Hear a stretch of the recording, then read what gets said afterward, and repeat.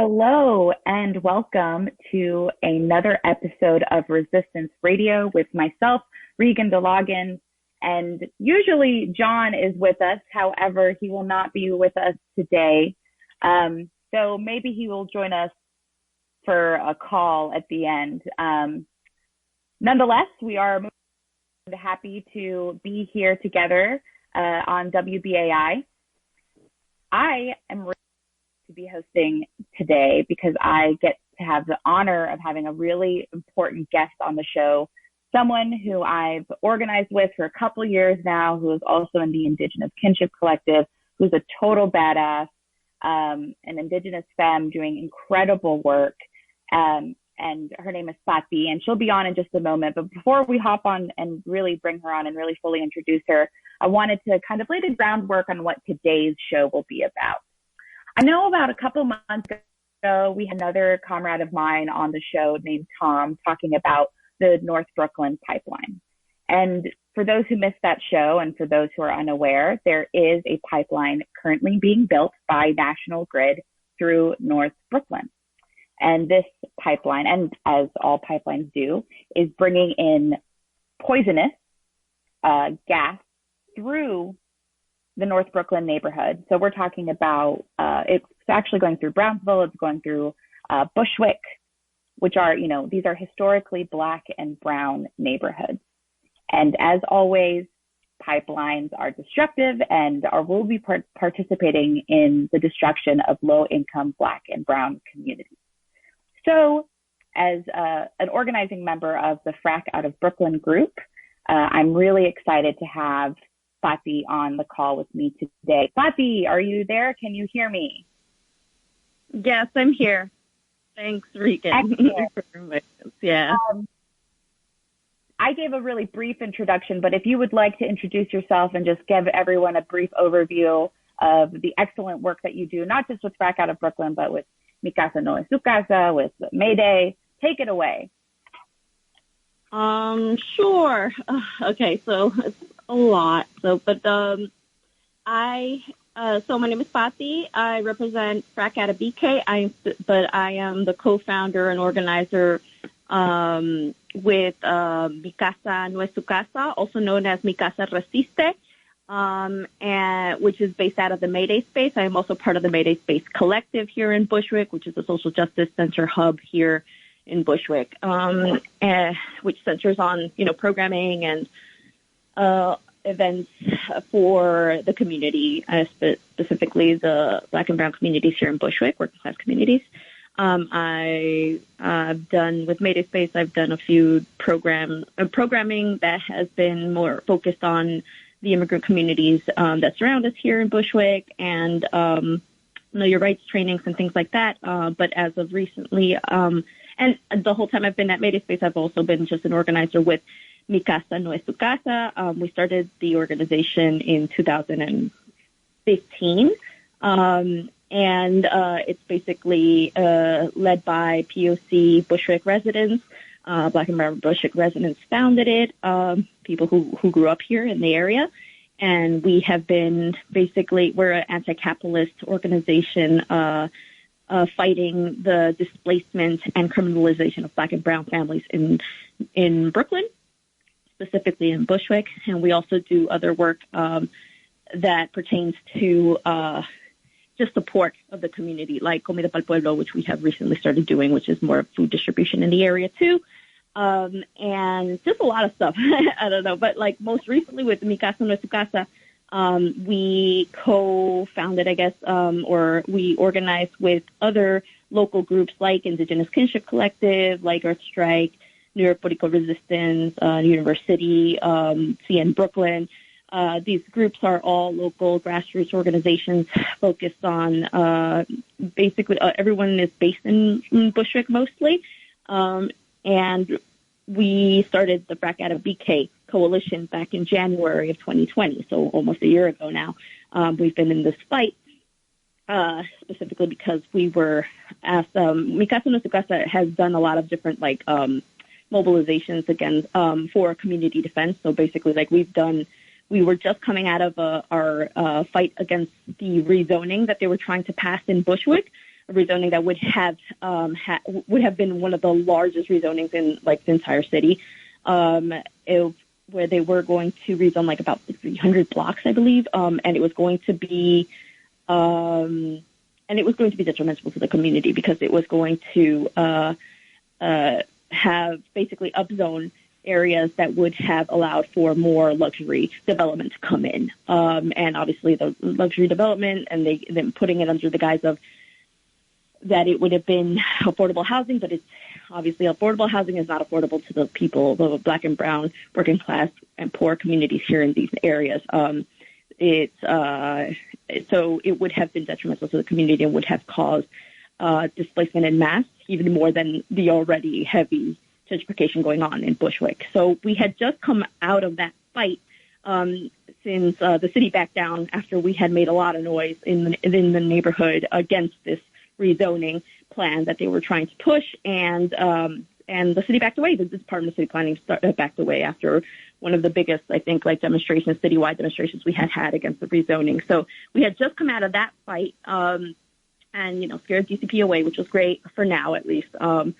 And we were told about this pipeline that was being built through Bushwick that had started, I guess, in 2014, and we didn't even know about it. Obviously, which is something that always happens in our communities. We're never asked if we want these kinds of horrible, toxic infrastructure to be coming through our neighborhoods. We're not asked. They never asked for our consent. They never asked for our consent. And so when we were told in January of 2020 that this pipeline was coming through, and it was almost, it was being constructed in Bushwick at super fast speeds, obviously, because they don't have permission to really even do this, other than from the city. But, once that happened, we were told, and we're part of the social justice movement, so it was really crazy and surprising that we knew about this. So, and the community at large obviously did not know that this was coming, and never asked for any of our permissions to come in here and put such a toxic and dangerous structure under our homes, next to our schools, next to daycares, next to our small businesses. So when we were told about this, we just kind of jumped into action, and we're like, no, we need to fight this. We need to defend the community, because there's so many things obviously to be defending the community from right now, because of the system that really just exploits and oppresses us in all sorts of ways. But that's kind of how we started back a year ago. And since then, we've been doing, community outreach. We've been creating flyers, zines, materials with the groups that are included within the Frack Out of BK Coalition. The Frack Out of BK Coalition was formed specifically because with these groups, which are all Black and brown and indigenous-led organizations, grassroots groups in Bushwick. And we did that specifically because we saw and we know that climate justice or climate activist work is usually led by a lot of nonprofits and white people, which are not the people who are being directly affected by a lot of these structures. So we thought it would be best to create a new this coalition, Frack Out of BK, specifically to center the voices and leadership of Black, brown, and indigenous people within this community in Bushwick, Brooklyn.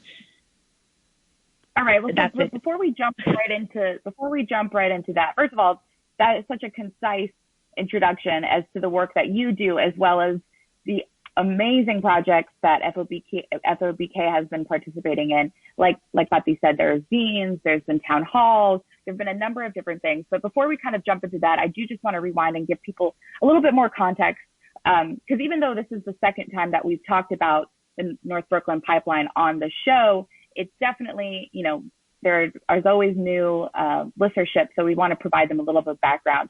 So as I said previously, National Grid is installing a 30-inch diameter fracked gas pipeline along the sections of Flushing Avenue, Bushwick Avenue, Moore Street, Manhattan Avenue, and Montrose Avenue. And this pipeline specifically is the reason. There's a number of reasons why it's horrible. Obviously, pipelines participate in poisoning our environment, but also things that people haven't really been paying attention to as New Yorkers is that there's actually been a raised rate increase in order to pay for this National Grid pipeline. And our rates have been raised already by $188 million to construct a pipeline through North Brooklyn. Mind you, this has been done without an environmental survey, without the consent of the community, as Fatih touched on, and is against environmental codes that were put down back in 2015 in terms of fracked gas coming through New York City and New York State. The reason that this has been able to go through is because there's a small loophole in terms of laws in relation to fracked gas, which is that New York State has banned fracked gas and fracking happening in New York State, but that does not mean that fracked gas cannot be transported through New York State. So this gas is coming from Pennsylvania, going through Brooklyn, and it's specifically for export. Nobody in the community is going to have access to this gas. It's not like it's going to help power or heat our homes or it's not like any of us will have access to this. This is specifically frack gas coming from Pennsylvania, going through Brooklyn, poisoning our communities, poisoning Black and brown communities, to then be exported globally for profit. So it's important that folks understand that, because that's something that I've seen some pushback on when we talk about this pipeline, is folks are like, oh, well, if it's going through Brooklyn, that means that small businesses will have access to it. Different houses will have access to it. The reality is no one will have access to anything that is going through these neighborhoods. So what does it mean to have this pipeline go through a historically Black and brown neighborhood? So I guess the question that I'm kind of getting to, Fatih, is I was hoping that you could give people a little bit of a background as to what a sacrifice zone is in terms of environmental justice, and why Brooklyn has become a new and yet unheard sacrifice zone. So we've been using the term sacrifice zone just to show that we are being, the areas that they've selected to put this pipeline through are now threatened by this pipeline, because it is basically the blast zone for these areas. If these pipes are known for leaking and exploding, like, they're highly dangerous. That's why frack gas is banned in New York. But, it's crazy that they allow for the transferring of it, though, through these communities. And definitely what you were saying is correct, that this gas is not for this community. It's only being transferred through here.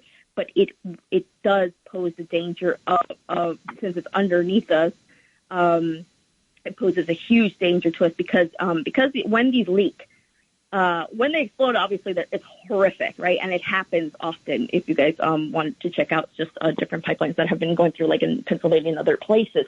But also, if it just leaks, even it's so toxic. I think the methane in this gas is so toxic that it can spread cancer in the community. It creates cancer. It can spread asthma, which is already high in a lot of these areas where this pipeline is going through, specifically like in Brownsville.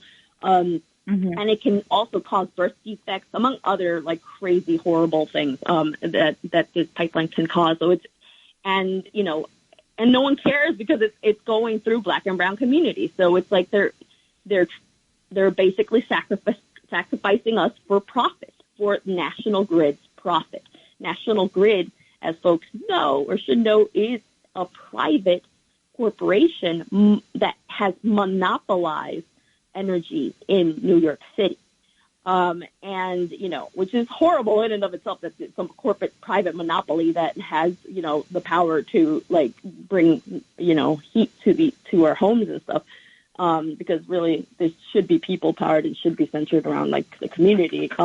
But National Grid is this private entity, and they're doing this just to make profits. Like, it's going to be for transference it's going to be for exportation. It's not going to be for us. And they are lying when they're saying that it's going to be to, support systems that are not enough in the area, because that's not true. Actually, National Grid, I think, was it last summer? Maybe, the summer before that, there was like a lack of gas. Even now, I think there's like a lack of gas in certain parts of New York City, like in parts of East New York, I think, and Brownsville, there was no gas, and the excuse was, oh, we need to build this new infrastructure to get gas and whatever, and that was false. It was just what they were doing was they were holding hostage gas that could already flow directly to homes, but they were holding it hostage so that they could get their project permits through for this frack gas pipeline that is not serving the community, and we will be charged for it. On top of it, like they want to charge us for our own destruction, for our own, toxic environment, which is horrible. And so, and this happens often in Black and brown communities because the politicians, no one has stopped this. No one has tried to stop this. I mean, the cities gave the permits to build this thing, and now de Blasio just came out with some a statement last week after I think there was a news site or something that had a photo with him or whatever. So I think because of that humiliation, he just finally spoke out against it, against the pipeline. But it's a lot of talk, but he still has not pulled any of the permits for this construction. But the mayor did publicly acknowledge, using wording from Frack Out of BK, that the city or actually National Grid is committing, environmental racism in Brooklyn. Like, it has been acknowledged publicly that that's what's happening here. Which is like a big win for us in that, it sets precedent finally, like in the news that like people are admitting that they're doing this to Black and brown communities, like specifically that this is just another tool of displacing our communities through other means, so. Absolutely. I mean, at the core of this issue is that pipelines are weapons of colonialism, Mm-hmm. And in order to be in solidarity with Indigenous and Black people, we have to work against pipeline work. So I just want to elaborate a little bit on a couple of the points that you made, which is that you spoke on methane gas and leakages. And for folks that are unaware, methane gas that will be released by this pipeline is 86 times more harmful to the climate than carbon dioxide. So we're talking Mm-hmm. about a gas that is 86 times more destructive than gases that specifically are related to greenhouse gases. And also, I do want to clarify, because you were talking about National Grid building this pipeline for profit, which is an Mm-hmm. incredibly important point. This gas is not for local use. And National Grid made over $2.3 billion in profits last year, while also charging New York City residents $188 million to build this pipeline. So not only, as you said, not only is this pipeline going through Black and brown communities relatively unnoticed by the city, by the nation, but also New York City residents are paying for the pipeline to go through. So it's an incredibly toxic stew that is happening in terms of this pipeline. And for me, I was really shocked when we found out about this pipeline, because, as your introduction said, you have been incredibly involved in the Bushwick community for years now. You grew up in the city, like you grew up in Bushwick. Yeah. And when you brought forward the pipeline information to myself and other people, all of us were incredibly shocked by the fact that not only was a pipeline being built, but it was almost complete.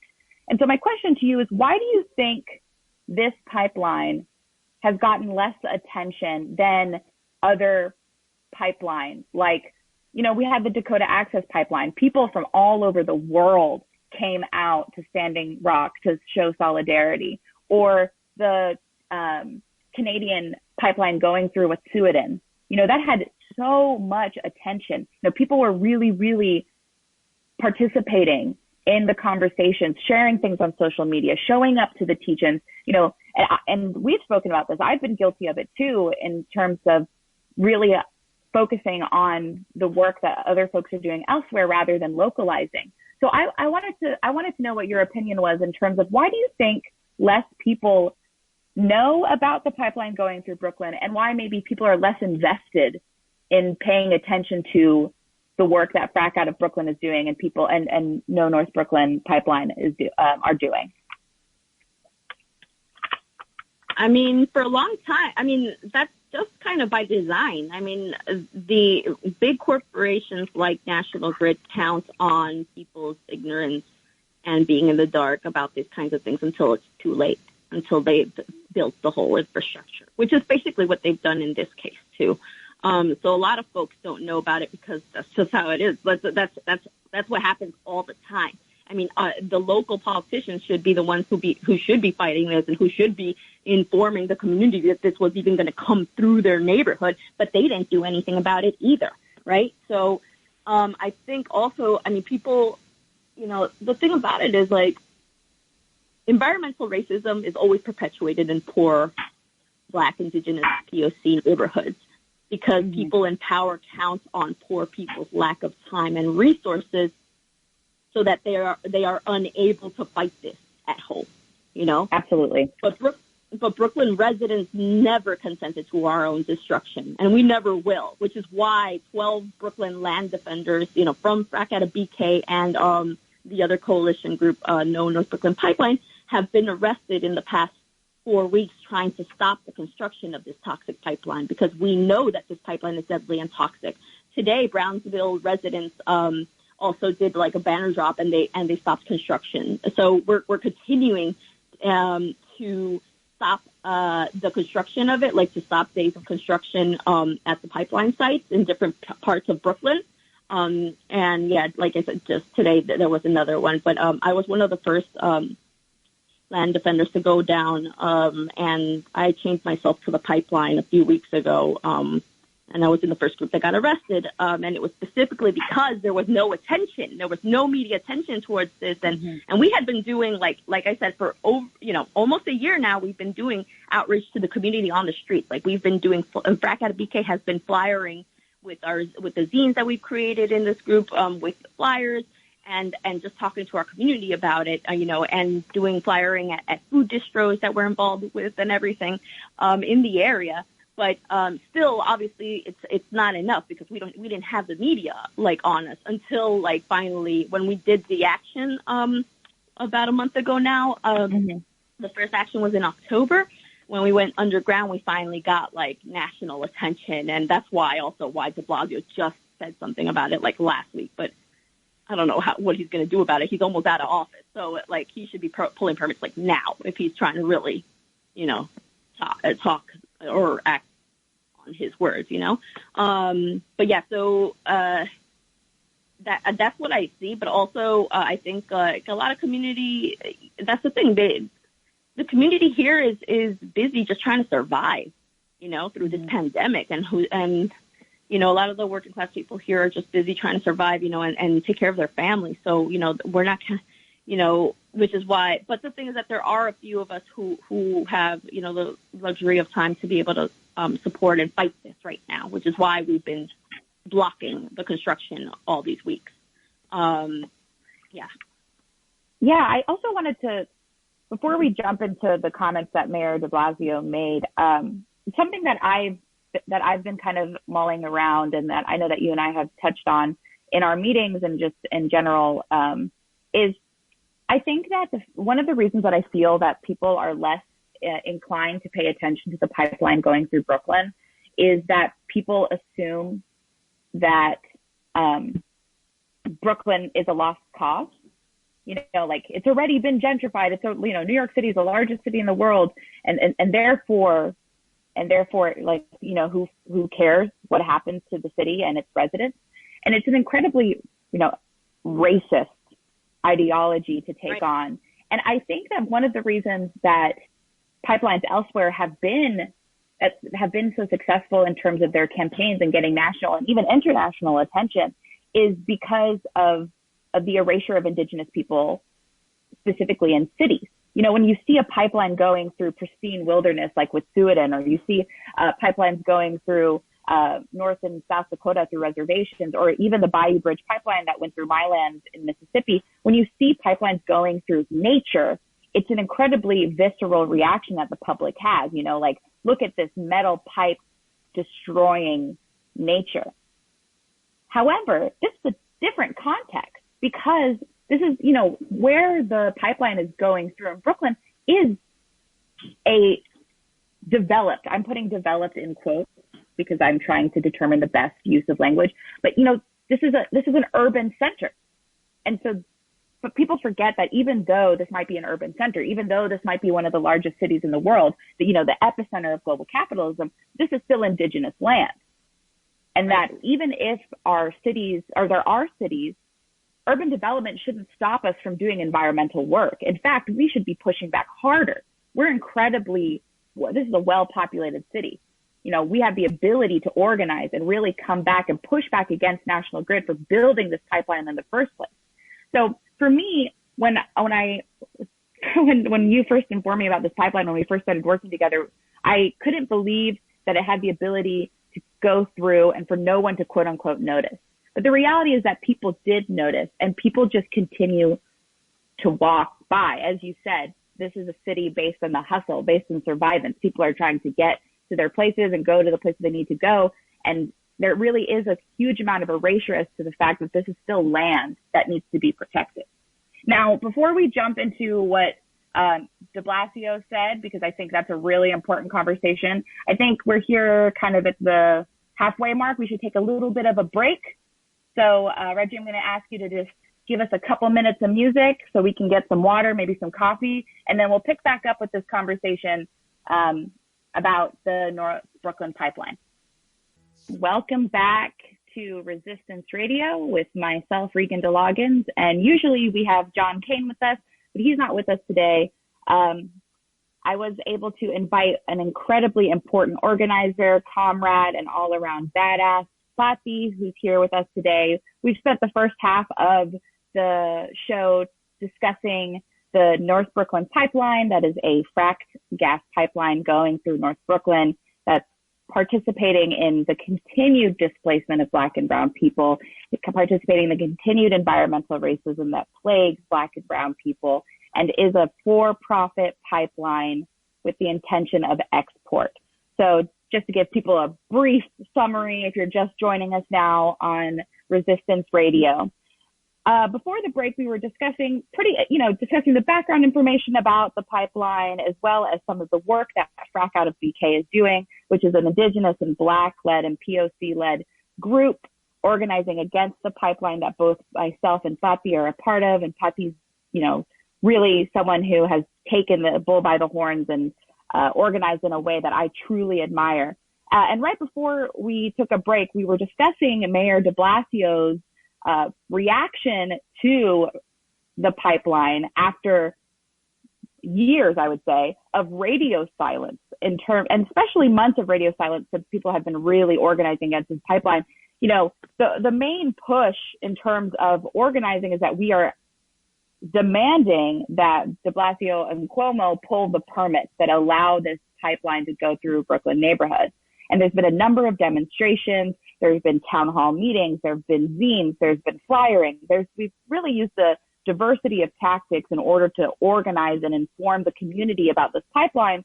And as Fatih was saying, it really wasn't until there were some very public arrests, including hers in early October, that folks really started to pay attention, including de Blasio. And just on December 3rd, so, just last week, de Blasio was quoted by the New York Daily News for saying that, quote, National Grid has failed to demonstrate that this pipeline is needed, end quote.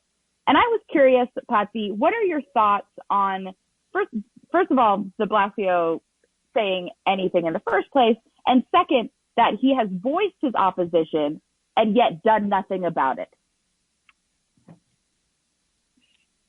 So Frack Out of BK, like Mikasa and Nuestra Casa and the other groups that are involved in Frack Out of BK, do not trust politicians in the first place. So we don't trust for them to do anything about it in the first place. So this was kind of surprising that he even came out against it. But obviously, I think it was motivated by some recent press that does not look good for him, showing that there was so much environmental racism happening in New York City as a whole. So I think he was covering his back at that point. But right now, that he said it, it does set important precedent that a New York City mayor has come out saying, that climate change is an existential threat to our city and that we have to transition, but more than anything, admitting to the fact that this National Grid's North Brooklyn pipeline cannot justify the environmental impacts on the largely Black and brown residents. So the fact that he's saying that there is definitely racial and environmental racism happening here, right, is really unprecedented and a big step for the movement here. At least that just any mayor, New York City mayor, finally has conveyed that in writing, and confirmed that. It's something that we've always known as a community, though, right? Because we've always known that there's poisoning in our communities. We've always known there's lead in our water. We've always known there's, all horrible things in housing projects and stuff. And it's because the city doesn't care about poor people, and yeah, I mean, for me, when that came out, the first thing I was just like, oh, word? Okay, so are you pulling permits, that means? Because the de Blasio administration has the power to pull the permits for this construction. So, but he didn't. It's all just hot air right now, I feel like, because he hasn't done anything. He's just saying, oh, okay, I agree with you guys, and he's using our language, yet he's also erasing our labor and our work as, Black and Indigenous-led organizations fighting this pipeline right now. But yeah, I mean, I don't know. He's not doing anything about it. So we're just waiting for him to actually do something about it. Cause words are words, but people can die from this, and he knows it, and blood is on his hands right now if he doesn't pull the permits. And Cuomo definitely on Cuomo's hands, because Cuomo has the power to stop, the Public Service Commissioner from, allowing this to happen, in the first place. And, there's been radio silence from Cuomo on this. So, we don't trust the politicians to save us. We've never expected the politicians to save us, which is why we took matters into our own hands when we went underground and chained ourselves to the pipelines. It's because we know that, politicians aren't here to save us. They're here to keep the status quo. They're here to keep these corporate monopolies intact, so because a lot of these corporations also just kind of fund them too, in their campaigns and stuff. So, so we weren't never expecting them to save us. We don't think politicians will ever save us. If anything, this fight is going forward because of the community. This is definitely bottom up power. This is community power that has elevated this fight thus far. Obviously I agree. I think what's so, this is incredibly problematic on a number of levels, but something that is really poignant is that de Blasio issued an executive order last year stating that the city would not support the expansion of fossil fuel infrastructure. That was the exact quote. Nonetheless, obviously that's not true, because this is the expansion of fossil fuel infrastructure, and it's being built through our neighborhood, and will be threatening the citizens of Bushwick, of Bedside, of Brownsville, of East Williamsburg, of the number of different communities that run down Maspeth Ave. And what I find, and this is also something that you and I have discussed within our group, and also just personally, is the shock. I was shocked when this article came out that nothing was mentioned about FOBK as a organizing group, specifically because language that de Blasio used, like racial and environmental justice go hand in hand, are pulled from the work that we have done as an organizing group. There were things that were pulled that were specific to all of the fantastic community education that FOBK has really done. And I was, maybe not shocked. Maybe shocked isn't the right word, because I'm always disappointed in politicians. Maybe I was just even further disappointed that there wasn't even a naming of both the No North Brooklyn Pipeline Coalition and Back Out of BK, because of the amount of attention that we got specifically during the arrest. So even though de Blasio says climate change is an existential threat to our city and we must transition to clean energy, and I really find it so frustrating that he said that he is voicing his opposition to the National Grid North Brooklyn pipeline because he knew it was being built in the first place. And now he has opposition. And now he's saying that it's going to affect Black and brown residents in Brooklyn.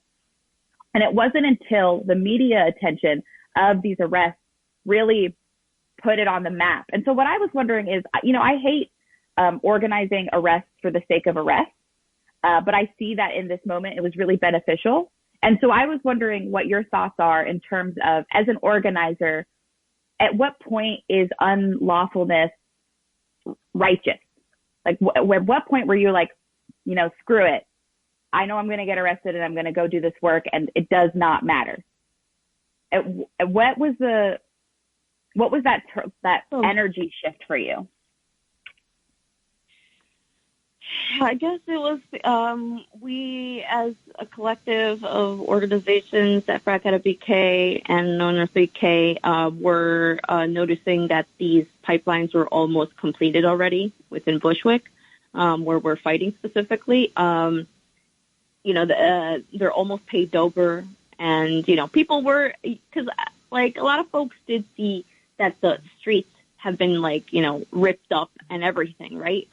During this time. But obviously people thought it could be, I don't know, sewer stuff or, water pipes, who knows, right? Because that's what you're taught, to not really question what's happening on the street, because they never tell you what's happening outside your home, right? In these neighborhoods. So, but now that, they've been moving really fast, even like National Grid, even even recklessly has allowed for their workers, their own workers, to work during a pandemic. And so they had been building this thing throughout, even when there was the shutdown, as if this was something that was essential when it isn't. So they were putting their workers at risk and throughout this whole time. And this pipeline is almost done. So when we were seeing that the streets were being paved over already, that a lot of it was being completed in Bushwick, a lot of us were like, we need to take more action. Like, we need to do harder, more action to visibilize this fight, because it's almost over and no one even noticed it, right? So it was just our last straw, because no one was stopping it. So only we could stop it. So it was kind of that at that point, but a lot of folks were also really afraid, because obviously we're in a community, like Regan said, a lot of these areas specifically are still vast majority Black and brown communities. These are Black and Latinx communities. And they're, specifically Bushwick is still about 80% still Black and brown. So they try to use their erasure in order for folks to not care that this is happening, right? So they erase Black and brown people from these communities. When we're still there, we're still the majority, by the way, in Brooklyn. So let's get that straight first.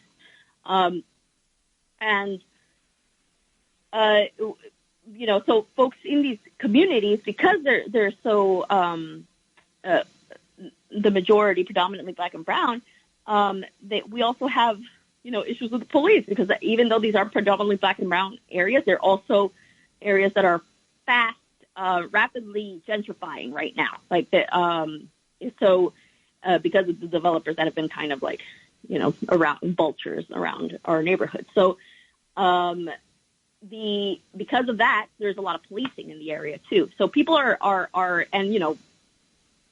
the police is another force that's exploiting and abusing our communities here, our Black and brown communities. So a lot of folks who are part of Frat Academy BK, like I said, are POC, Black and brown, and Indigenous. And not everyone was everyone was kind of fearful of trying to do this kind of action, more of a direct action, because we knew that we would get arrested, and people are afraid of the police, with good reason, right? Yeah. So I think what happened was, I saw that there was just a lot of fear. A lot of folks weren't really trying to step up to do this kind of action. at least at the beginning, right? So I decided that I wanted to do it just because, it was important to take this step, to take us to visibilize this fight more, because there was just no other way. We had tried everything to try to get the word out and to try to, get the public more involved. But, this was just kind of like our last straw in order to make noise, because this pipeline's almost done, So I decided that I would take that leap, and luckily there were like 3 other folks who decided to do the same for the same day that I went down. So, but yeah, it was really because it was just kind of like, this is just the last straw. We can't do anything else. We have to stop it somehow. So we have to chain ourselves to it to show the importance of this. And I think it was important to have, someone that looks like the community doing this action, so that the community can know that this is coming from us. Like, this isn't, this is by Brooklyn for Brooklyn. This is by people who grew up in this area and who care about this community and who don't want it to be destroyed. My daughter's school, her public school, is like right next to that pipeline. It's right on that street on Wilson, and it's horrible to just think about, like, this thing is going to be flowing soon, and there's so many kids, Black and brown kids, in that school, and no one cares. So this is just kind of the last straw, and I just decided to do it, and it was good because it inspired people. It brought national attention to it, international attention to this fight in Brooklyn, and it visibilized and humanized our people here. So I think it was a good decision at that moment, and so more people were inspired and less afraid for the next time that there were actions after that. So I think it was a good decision. I mean, I totally agree. I think that there was a huge energy shift because we had and you had been really organizing against this pipeline for as you said, since January 2020. And of course, due to COVID and due to a number, as well as people really showing up to protest against the police, there was a lull in terms of community organizing. And I think a lot of us were just like burnt out. And I think that was a huge turning point for a number of people, really reigniting and remotivating folks to realize that, like, this, the work never stops.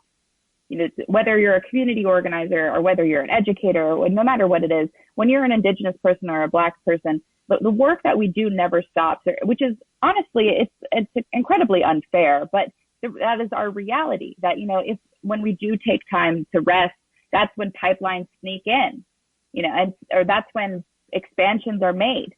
So I think that not just your arrest, but other people's arrests from both FOBK and No North Brooklyn Pipeline Coalition, I think they really spurred people to kind of snap back into the reality that this pipeline is still being built during a pandemic.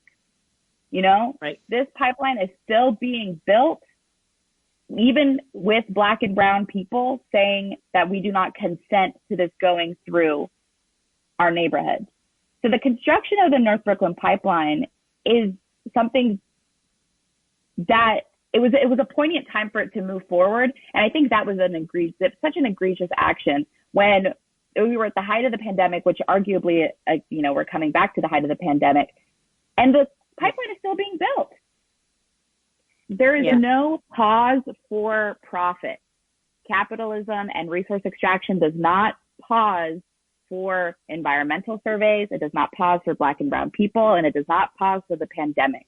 And so I was really, motivated as well by the actions of FOBK and No North Brooklyn Pipeline. And really, I'm thankful that y'all made such a statement in terms of both being arrested and live streaming the arrests, live streaming the actions, and organizing the actions, because it really reinvigorated the movement against this pipeline. So we have a couple minutes left, and I guess where I kind of wanted to leave out, or not leave out, but rather leave on, was Two questions.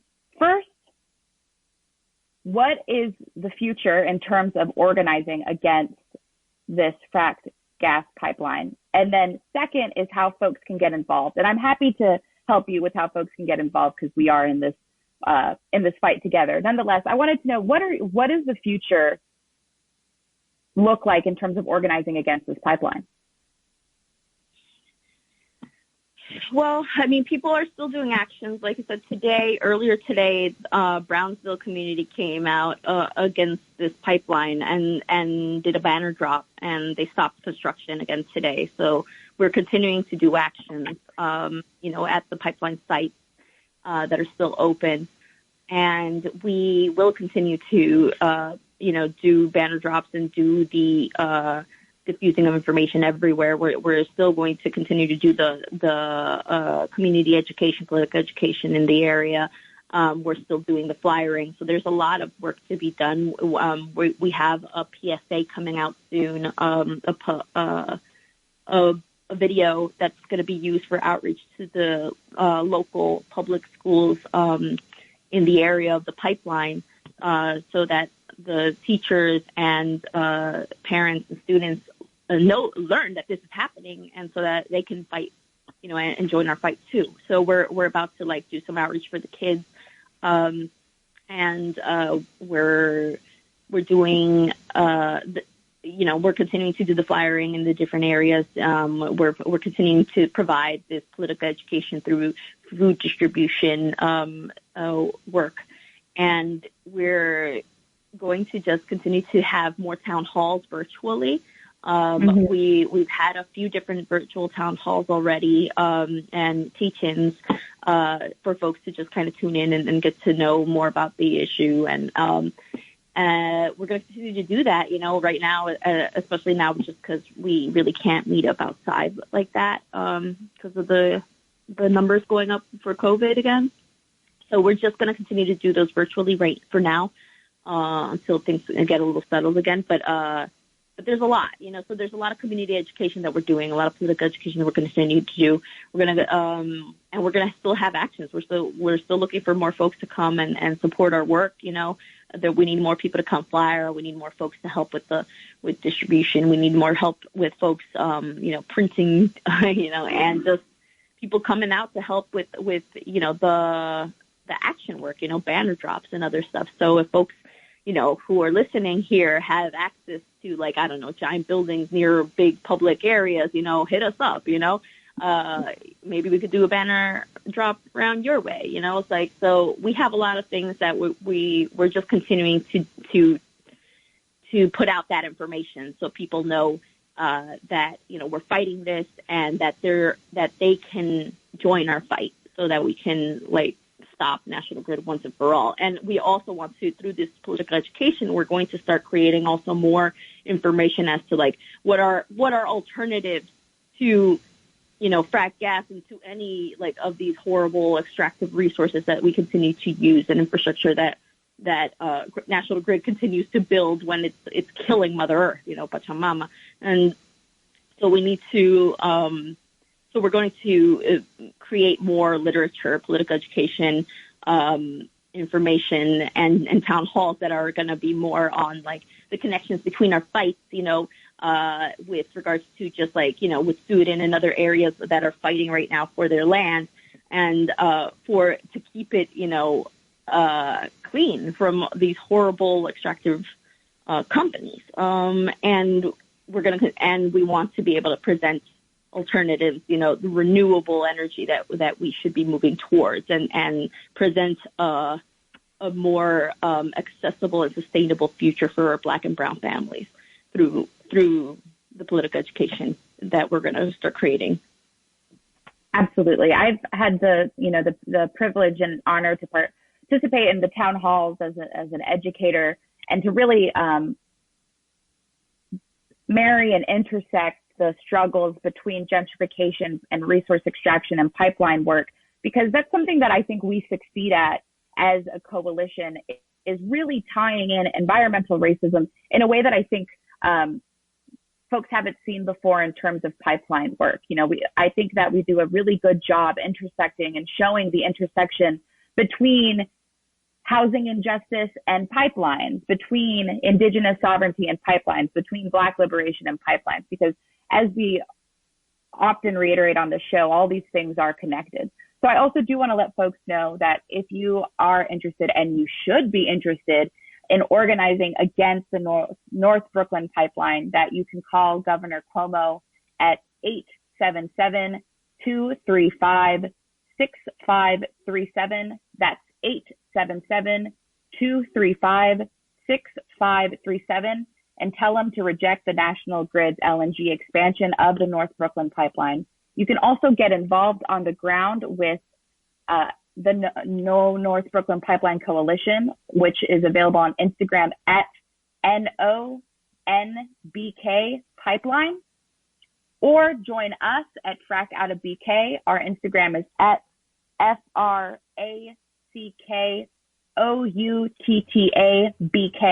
And as I said, and as Tati has said, this is a Black and brown led movement for and by Brooklyn. And I want to thank Tati so much for being here. You're someone I truly admire and someone I love sharing space with, and someone I really call my kin. So thank you so much, Tati, for joining us. And I really hope that folks listening out there join us in this fight against the North Brooklyn pipeline. And until next week, Yakoki. Thank you, y'all.